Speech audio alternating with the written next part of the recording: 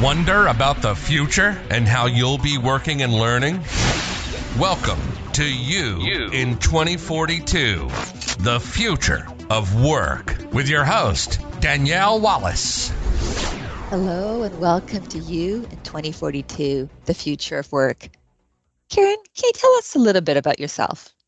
Well, it's Karen Valencic, and I am very involved in leadership and team development with a unique emphasis on conflict mastery.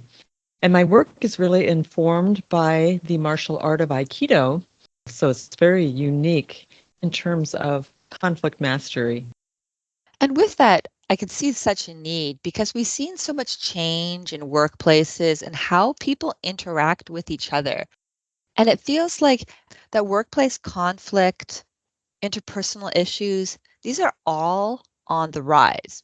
What trends do you see as it relates to this workplace conflict?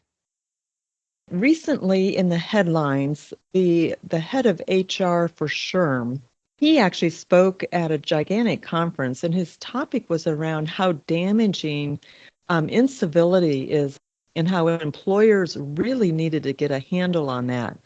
And then the opposite of that, if you know William Ury, he is the co-author of Getting to Yes. He's been in the headlines lately saying, we need more conflict at work.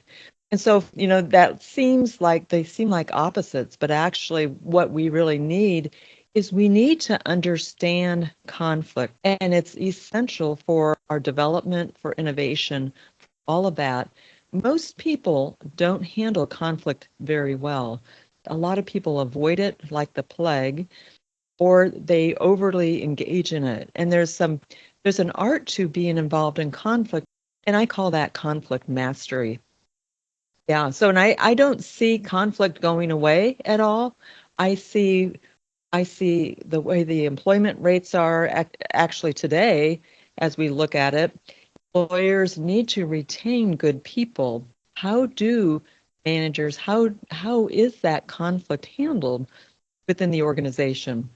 It can really be something that really builds relationship and culture, or it can really sabotage as well.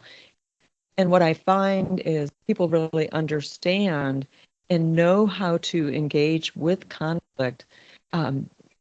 Awesome things happen. I mean, sometimes people get clear they don't want to be there, but a lot of times people are able to say things that they have not been able to say. I think so often, age that we're in, where we have a lot of political differences, we have a lot of DEI stuff going on that's creating a lot of conflict. There's a lot of discomfort in terms of, how do I say this so I don't get in trouble? And so it's a great opportunity to get good at conflict. I know that may sound odd, but I do look at mastery when it comes to this. So, what can leaders do to help manage conflict effectively then? Well, yeah, and I don't even like that term, manage conflict. And I don't like it because it sounds like it's something I got to manage. And the fact is, leaders create an environment where they encourage good conflict. Now, I don't mean people yelling and screaming at each other, but learning the skill of what conflict is and how to engage with it in a way that brings out the best in your people. That is a skill that can be developed. And so a lot of times, with my martial arts, force is like a hammer and a nail. And what happens is the strongest, loudest person, or the person with the biggest position, win those battles. So when I teach people about conflict mastery, it's power, it's rotation.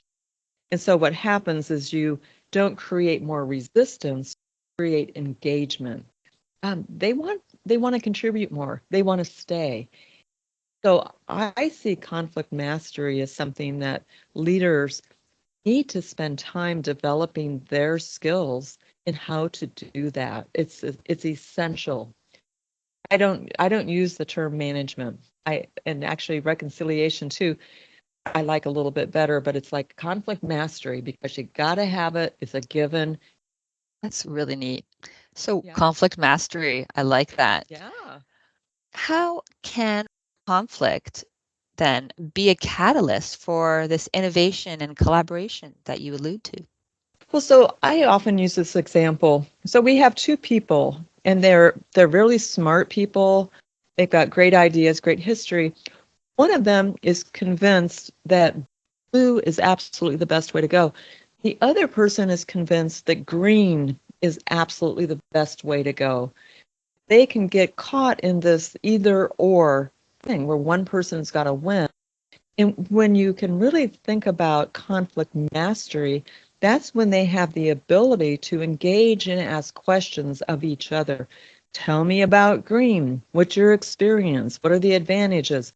Maybe we decide it's blue or it's green, or maybe we decide it's something that's a blend of the two of them, or maybe it's something totally different. So we can really explore that. And if you're not open to exploring those differences, you lose. One of the things people don't think about is what is the intention?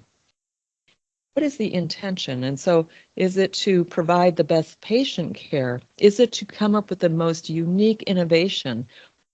I've come in to work with groups that have a lot of conflict, that are really kind of at a dead place, and they'll say, Karen, can you come help us? And I'll say, well, what have you done so far? And they say, well, we just keep getting together and hashing out the issues. And you get you get more what you focus on. And so if you get together and the issues get bigger. So I always redirect people to what's your ultimate goal, and get people focused with that, because then they can look in the same direction. Conflict often creates positioning, but if you even just shift yourself, preferably even 180 degrees, so you can see where the other person is looking. That makes a lot of sense. Uh-huh. So, with this at play, I can truly see how there's a need now for these conflict mastery skills, and it's even amplified as we look forward into the future of work. This becomes even more important. With this in mind, then, what can people do to learn more about you? I am an author of the best-selling Viral Impact: The Power to Get It Done with Grace. My most recent edition is called the Black Belt Edition, available everywhere. And I actually go through piece by piece on how to do this. It's very much a how-to book. And I also, if you go to either spiralimpact.com or karenvalencic.com, I have videos there. I have information there. I also post to LinkedIn. Fantastic. Yeah. We'll look for those in the show notes. Karen, thank you so much for your time. Great. I appreciate the opportunity to share. As you can tell, I'm very passionate about something most people want to avoid. Thank you, Danielle. Thank you for being a part of the future. Subscribe now to stay current.